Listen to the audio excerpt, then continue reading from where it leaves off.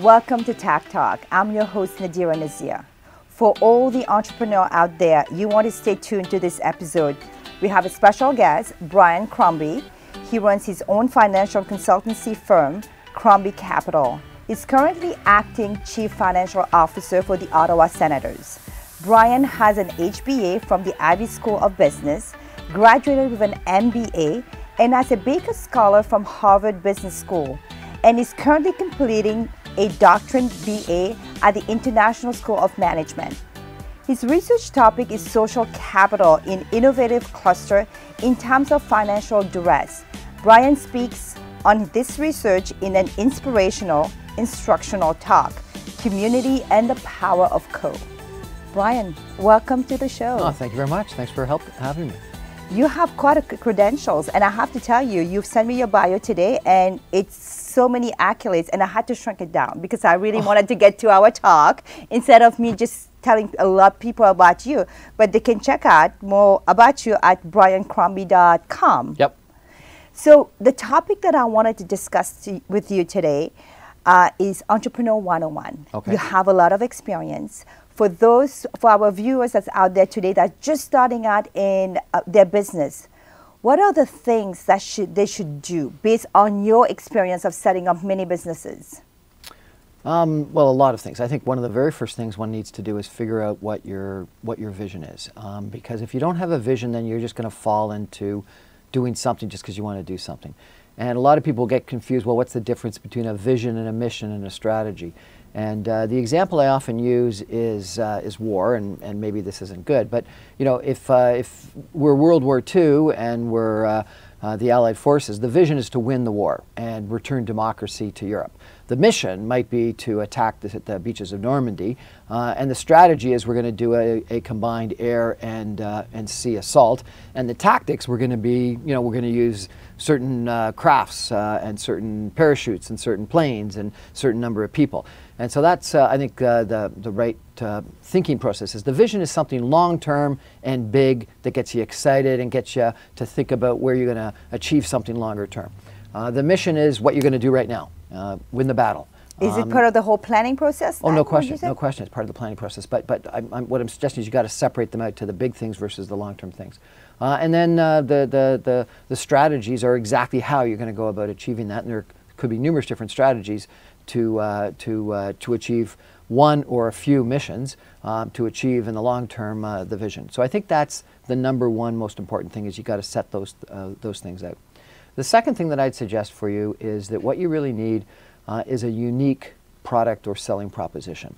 You know, someone wrote a great book called Blue Ocean Strategy, and the analogy they used is don't compete in the red oceans where there's a whole bunch of people that are competing over small market shares. In other words, nothing unique and you're just a commodity and duplicate what everyone else is doing. I think what you need is a unique selling proposition, a unique idea, a unique something or other, because you want to be the best you know, TV talk host. You don't want to be a TV talk host like all the other TV talk hosts. So you got to be unique in some way. And then I think the third thing is you can't do it all on your own. Too many people think they can do it all on their own. You need a team, and staffing your team, putting the right people on the bus, to quote the book Good for Great, I think ends up being a critically important thing. And you mentioned that I'm doing my work on social capital. That capital, that social capital, that community that you build, that team that you build, is, I think, probably more important than almost anything else, because those are the people that are going to be there in the good times and, more importantly, in the bad times, that get you out of the bad times and steer you along the way and provide the resources to achieve success. And then I think after that, it's, you know, how do you make your team work together well? And so culture ends up being critically important, and ensuring that culture. And I think that, you know, a good culture will stem from the leader, but then a good culture is there whether the leader's there or not, and so therefore it's got to be passed down to the balance of the people. And one of the best descriptions I ever had about that was when your organization morphs from being an organization or a company and becomes a movement, then you've achieved huge success.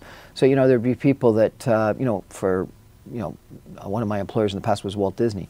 I think Disney is almost a movement now. It's, you know, people want to go and see, you know, Walt Disney, Disneyland, whatever, you know, and it's something they dream of for several years and save money for it and plan for it and want to go. So it ends up becoming a very important thing. You know, a athletic brand or a gymnasium or a Greenpeace or a political party or something like that become movements where you become personally invested in the success of that entity. And so if you can do that, that's very helpful. So to summarize it here, because I just want to kind of summarize it in just some very simple terms for the viewers. So there's planning, there's executions, there are resources, and there's also, before resources, you talk about market intelligence, the blue oceans versus the red oceans, right? So you need to have the market intelligence to make sure that whatever you're entering is something that the consumer want and maybe there's a lack of. Yeah. Right. So in planning, I would separate that out into vision, mission, strategies, tactics. Okay, maybe the tactics is your execution thing, but too many people just plan. Don't just plan. Separate your planning into vision, mission, and strategies. And on the market intelligence, yeah, you need to know it, but my point there is find something unique. Find something and decide to do something that's different than what everyone else is doing. Don't just get the intelligence and not change your strategy based on what that intelligence is. And on execution, you need a team to execute. And so I think that's different than just, you know, I'm going to do it. You know, Good to Great book said the most important thing is figuring out the right people on the bus. That's right. You know, Jean Beliveau in an important speech said the most important thing is to pick your teammates. The right resources in the right functions so that they understand what that vision is, what the strategy is, so that they can execute properly, right? Question. Communication is key. At the same time, a lot of people doesn't really do their risk management, right? What are the possible things that can happen, and how do I mitigate that? Yeah, and so I think that's a different question and answer, and that is mishaps, things that go wrong, and what can you do to mitigate that? But that's a whole separate sort of list of things that I think are important to remember and do, because it's the old line about it doesn't matter you know, how far you fall, it matters how high you bounce. So you're going to fall, you're going to have mishaps, you're going to have problems, and so therefore you got to make sure that you have both the attitude and the resources and the sustainability so that you can come back. And you just said it, the attitude, because a lot of people, when they see failure, they just give up. But then you need to be able to know what your risks are, know what those mishaps are, and how do you mitigate that? How do you get around it? How do you rethink it? Right? Because a lot of the time, a lot of folks will just get demotivated by failures. Yeah. So I tell a lot of people when I teach entrepreneurship that one of the keys when you're starting something new is always have 2 years of cash. If you've got 2 years of savings such that, you know, you can go without a salary so that you don't have to worry about something or other for 2 years, that's key. So having a little bit of kitty. And frankly, I think that's important in life, whether you're an entrepreneur or just a person. You know, it's buzz off money that someone described it as. You got to be able to have a little bit of a kitty so that if someone really upsets you and you get into a bad problem and you want to walk away, you can say buzz off and you're out of here. So Brian, realistically, the people out there with great vision that may not have a lot of cash, so what's your advice for them?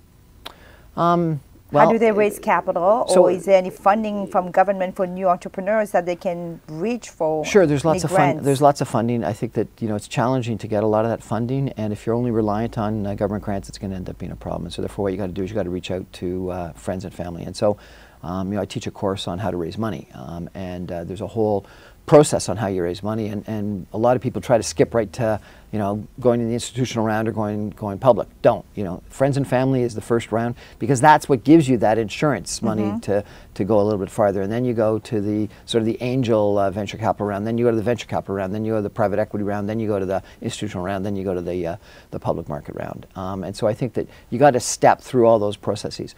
But part of that is building up that resilience, and building up that resilience is you got to have a little kitty. If you don't have a little kitty, you don't have something to fall back on. You're going to end up being desperate. You're going to make mistakes. You're not going to invest for the future. That said, you don't want too much. You know, someone I talked to the other day told me that one of the biggest mistakes they made was getting some people on the team that were so rich, so well-to-do that they actually weren't hungry. And you want to have people that are hungry. And so there's a balance between having a little bit of money to fall back on so you can take some entrepreneurial risks, but someone that's got too much is not going to end up taking the risks that are important and work hard enough and be hungry enough to want something badly enough. And to be successful as an entrepreneur, you gotta have hunger, you gotta have desire, you gotta have want. I think in any job you need to have that hunger. If you have that hunger, you're going to have that drive and you're going to push for it.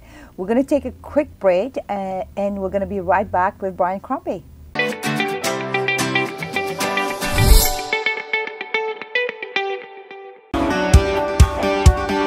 Losing weight and feeling fit is a simple 3-point process: diet, exercise, and a weight reduction supplement. VegiSlim by Greenish is a Health Canada approved weight management formula that's effective, safe, vegetarian, and natural to use. Combined with the right diet and exercise plan, VegiSlim will bring you back onto the path of healthy living.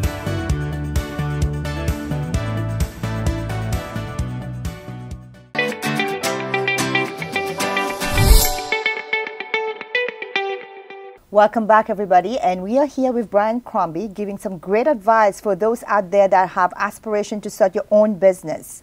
So, Brian, during the break here, we were talking to my wonderful makeup artist, Mindy Baji, and she's a business owner herself, a makeup artist. What would be an advice for you for a makeup artist? Advice for makeup artists? I have no idea. From an entrepreneur perspective, not makeup, not makeup. Let me rephrase. Well, I think, a few things. So, number one, I think, just like we were talking earlier, you need to have a unique selling proposition. USP is what the book Good Great talked about, and I think that if there's a whole bunch of makeup artists that are exactly the same, you may end up being successful, but you're going to be a commodity, and you're going to end up not getting a lot of money, and you're not going to build a successful proposition in the end. So if you want to be a successful makeup artist, I think somehow you got to be unique. And so how can you be unique? Well, one example would be a makeup artist that does henna, as an example. That would be a little bit different. Or someone that does, kiss type facial things for Halloween or costumes or masquerade balls or whatever. So I think you got to have a specialty. You got to have something unique. You got to have something that makes you different, that people want to pay up and say, oh, you want to have black eyes or a henna or something or other. That's the person that you want to go to. The other thing that I found really helpful with people, whether it's in an entrepreneur or just in life, is a concept from Japan called ikigai. Are you familiar with ikigai at all? So it's fascinating. It's 3 circles. You think about 3 different circles of what you want to achieve in life, each answering a specific question. And so one is, what are you good at? So a makeup artist might be good at makeup. The second is, what are you passionate about? So even if you're good at it, if you're not passionate about it, you don't really love it, then it's not something that necessarily you want to do. The next one is, what does the world need more of? And so you got to ask yourself, does the world need more makeup artists, or are there enough makeup artists? And then the last one is, what can you get paid for? Because the reality in the end, to be sustainable, you got to get paid. Whether it's an entrepreneurial business or a waging business or even a not-for-profit, it's got to be sustainable. It's got to be able to get money. And the ikigai, or the key, is the intersection of those 4. So what are you good at? What are you passionate about? What does the world need more of? And what can you get paid for? And I think that that's good because, people say, do what you're passionate about. Well, I wanted to be a rock star. And when I was a teenager, I was actually the lead singer for a rock band, if you can believe it. I did not know that. I learned something new. But my voice is terrible. And so therefore, I wasn't good at it. No one in the world needed bad rock star musicians, and I was never going to get paid for it. I would have to pay for it constantly. And frankly, there's a bunch of people in the music business or artistic business or maybe even the makeup business, I don't know, that that aren't very good at it, and or there's too many of them and the world doesn't need any more of them. And so you really got to think through that thing. And I know that there are some people that are so passionate about their art, or they're passionate about their music, but they are struggling in getting paid for it, that they got to take a second job as a real estate agent or something like that to make ends meet and to be sustainable. But I do think, therefore, the key in the end is finding that intersection of those 4, whether it's as a makeup artist or as an entrepreneur, as an individual, and you got to apply that to what you do in life. It's got to apply that to your businesses. You got to apply that to where your vision is long term. So what's your advice out there for the entrepreneur, how to utilize social media for marketing of their business? And there's different social media out there, right? So I'm involved in politics a little bit, as you know, yes. And the statistics on politics are fascinating. 75% of the people that vote because they got a recommendation from somebody. So you think about all the money that politicians spend on signs and advertising and whatever else they do. Policy books and policy formulation. In the end, what's key is getting out to connect with people, not just because you're going to connect with them, but because they're going to connect with someone else. 75% get their vote based on a recommendation from someone they know. Now, signs to a certain extent, if they're on someone's property and the person knows that person on the property, effectively is a recommendation. But if there's more than one political party or one candidate on the lawn, that recommendation has gone. And what does that mean? That means that social media effectively is just today's water cooler, right? Or That's the right. today's coffee pot. And so what we're doing is we're making recommendations. We're making recommendations about what political party to vote for. We're recommending what restaurant to go to. We're recommending what makeup artist we should be using. And so therefore, you think about it. What that is a recommendation more than anything else. I think you'll have the right attitude. So do you want to show pictures? Yeah, I'll give you an example. I had this lady that came to me and asked if if I could be her mentor, and she wanted to become a human resources professional. Sure, impressive young lady and great resume. And we happened to look at her Facebook account, and her Facebook account had a bunch of pictures of her out drinking, constantly out partying. So Facebook was completely inconsistent and was not recommending her as a human resource professional. And in today's environment, you're going to go check everyone's Facebook and everyone's Twitter and everyone's Instagram to see whether you want to recruit them in the recruiting process. So having a brand image on your social media that's consistent with who you are and what your vision is, I think is key. And then you want recommendations. So how do you get recommendations? You can ask for them. I don't think you're going to get a good recommendation if you can ask for them. But I think you create a conversation on social media. You show yourself doing good things. You're at places where you're recommending. Some of that's going to come back. And so therefore what you want to do is you want to establish that conversation in social media such that people end up saying nice things about Nadirah as an incredible TV announcer and a wonderful person. That's what you want to achieve. And you can't go out and ask for it, but it's something that you want to try to achieve. It has to organically happen. Yep. And you're very right, though. Your digital footprint is extremely important. And I don't think people are really paying attention to that. But even now, in day and age, when you apply to any job or do anything, everybody, what do? They Google you. That's the first thing that they do. They Google you, they check your Facebook, they check your Instagram, they check your Twitter to see, because that can tell a lot about a person. No question. So as an entrepreneur, anybody, they just need to be very careful whatever brand or image they're trying to portray, reflect that in their digital footprint. I agree. So the next thing that we would talk a lot about the do's and the don'ts. What will be your overall advice for somebody out there who's listening and trying to say, okay, I'm ready, I've heard those advice. What is the next key step? So one of the things that for me is that documentations. I realize people have a lot of ideas, but it's all up there. To be able to effectively communicate it to anybody, you have to be able to document it and share those. And what will be the other advice that you say, hey, I know you don't like doing this, especially the idea folks. What is it that you say, hey, but you must do that? So I think, as I mentioned earlier, I used to work for the Walt Disney Company. And one of the things the Walt Disney Company did, and I think a lot of film people do, is they put together a storyboard. Why do they put together a storyboard? Because they want to know where they're going, right? They want to know, they have a vision of the creation that they want to create and how they're going to get there. And so I think that that's a good thing to apply in anything. I do some of these seminars on personal development called Ideal Me and the Power of Co that you mentioned. One of the things I talk about there when you talk about yourself is putting together a vision board. And so, a vision board is for your own personal self where you want to be in the future. And let's, use the makeup artist as an example again. Makeup artists may want to be, doing makeup on Broadway or makeup in Hollywood. And so therefore a picture of them doing makeup on Broadway or in Hollywood might be something. Or they want to do Lady Gaga. And so therefore, actually applying the makeup to Lady Gaga might be a picture they want to do. They may want to pay off their mortgage because that's one of the objectives. So having a picture of the mortgage with a paid stamp on it is something that a buddy of mine has in the front page of his goal book, and that's kind of interesting. So I think you put together a vision board of what you want to achieve, and I think there's two things in that. Number one, it's inspirational and aspirational, so putting it on the wall and looking at it on a daily basis so you know where you're going, what your objective is key. And then I think the second thing is it's the plan that you talk about, right? It's how you're going to get there.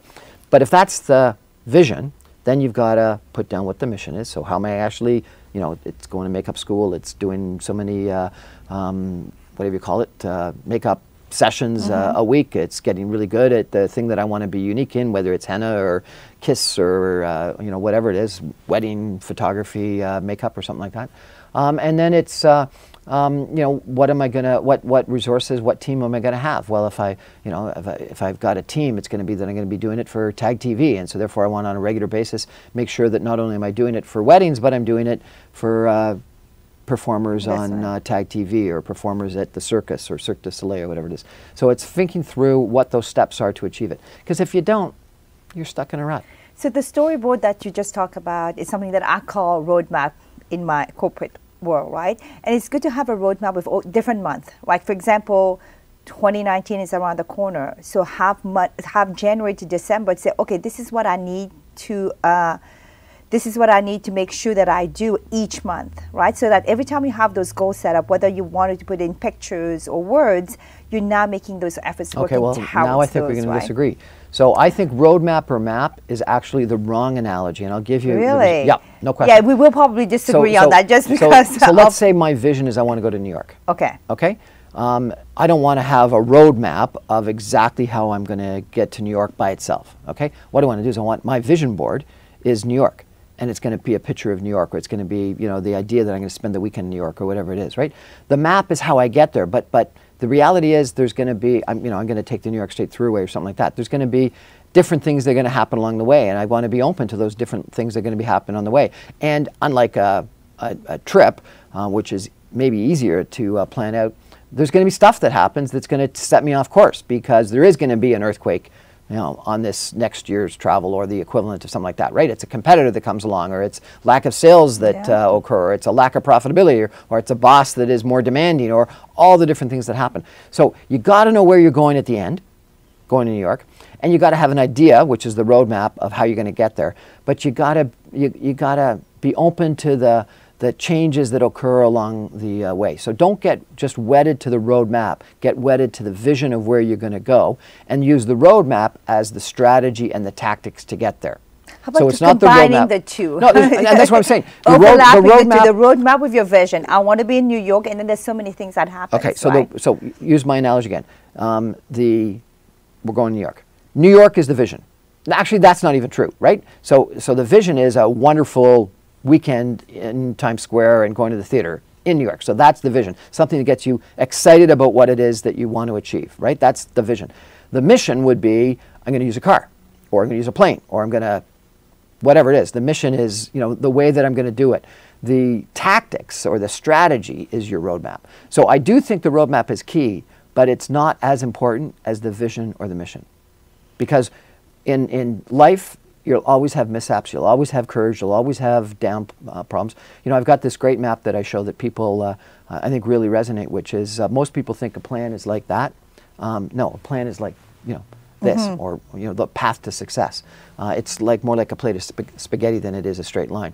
And so therefore what you need is the resilience and the tenacity and the unique selling proposition, and all those things that are going to get you through all of that morass to get that vision in the end. And you'll give up if you don't have that vision in front of you. And I think in this segment, every viewers that are watching know they need to have their vision. Have your vision board along with your roadmap, right?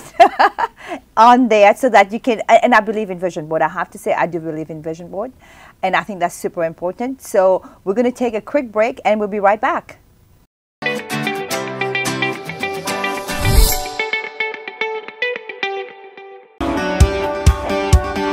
Losing weight and feeling fit is a simple 3-point process: diet, exercise, and a weight reduction supplement. VeggieSlim by Greenish is a Health Canada approved weight management formula that's effective, safe, vegetarian, and natural to use. Combined with the right diet and exercise plan, VeggieSlim will bring you back onto the path of healthy living.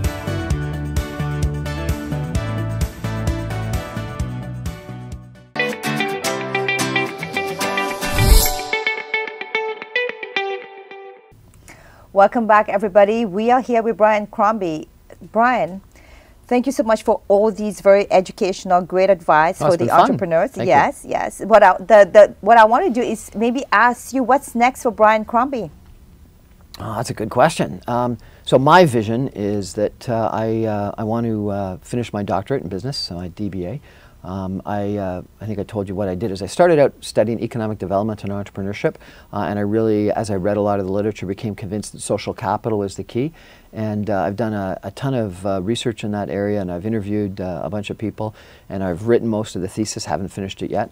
But I think I've got a message. I've got something that I want to convey to people. And so my vision is that I want to finish my thesis, get my doctorate, do a TED Talk on the topic of community power of the co, and then go out and evangelize it, frankly, to make sure that the message is out there, which is, I think, all about the power of the team, the power of people, the power of community, and how that can end up making you far more successful than if you're just thinking about yourself. Okay. Just to get a little bit on the fun side of Brian Crumby, what does Brian do for fun? Well, I haven't had a lot of time for fun lately, so I'm, as you mentioned, I'm the acting Chief Financial Officer for the Ottawa Senators. And that actually has been an interesting project because I get to go to a couple of hockey games, and I'm a real hockey fan, and so I've been entertaining a bunch of bankers and real estate development people and things like that at hockey games, which is good. I used to be president of the Mississauga Arts Council, and I'm very interested in arts and entertainment and the business side of arts and entertainment, given that I told you I dreamt of being a rock star. I wasn't going to do that, and so therefore being on the business side of entertainment was something that I wanted to achieve. And that's been really enjoyable because number one, I go to, and number two, I get invited to a whole bunch of CD launches and artist exhibits and galleries and whatnot, and so I really have had an opportunity to go to all those events, to meet all those interesting people, and then, you know, back to social media, I try to promote them all. And some of them have been kind enough to promote me back again. And so that's been a lot of fun. I've enjoyed that. And then I think finally, you know, politics is a passion of mine, and I'm chair of Transit Alliance, which is a civic advocacy organization that is spurring transit investment and citizen interest in and involvement in and hopefully protection of the investment in transit. And that's my political issue. My kids joke at me all the time, Dad, you're passionate about infrastructure, but I am. I'm passionate about infrastructure because I think infrastructure is the roadmap, to go back to our last conversation, about how people get around and how you build great cities. And so that's something that I'm really quite excited about. And I spend a lot of volunteer time in the arts and in transit. And I have one last big question for you. What's on your vision board? So it's me doing a TED Talk on my Community Power Co. I've got a picture of myself doing that TED Talk. If you go to my Facebook today, you'll see that my profile picture is a picture of me at a TEDx, and that was good, but I want more. I want to do the TED Talk.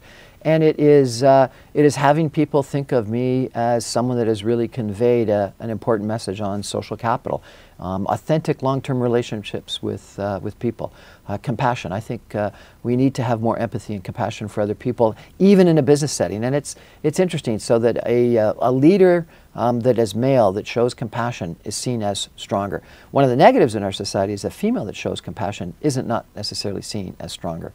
But I really want to convey to people that leaders don't need to be arrogant, whatever people. You know, leaders can and should be empathetic, compassionate people that build long-term relationships with people, and that's how you build the best team, and you end up having the best culture, and then the best result. And that's a message that I want to get out there to the people. And you're right about the comment regarding female, but that's another half-hour show. You'll have to come back for that. I look forward to it. Yes. But thank you so much for coming today. Really appreciate all your advice. And for those of you out there, if you want more information about Brian, go check out his website at briancrumby.com. I want to say special thank you to my fashion stylist, Susie Tomasi, and a portion of her sales proceeds goes to the Women's Shelter, and her website is susieqjewels.com. And my wonderful makeup artist, Mindy Bargy. Thank you so much for wonderful makeup. And also please follow me on Instagram and check out my website, nadirah.ca, and subscribe to TAC TV. Thank you everyone for joining us today. Until next time.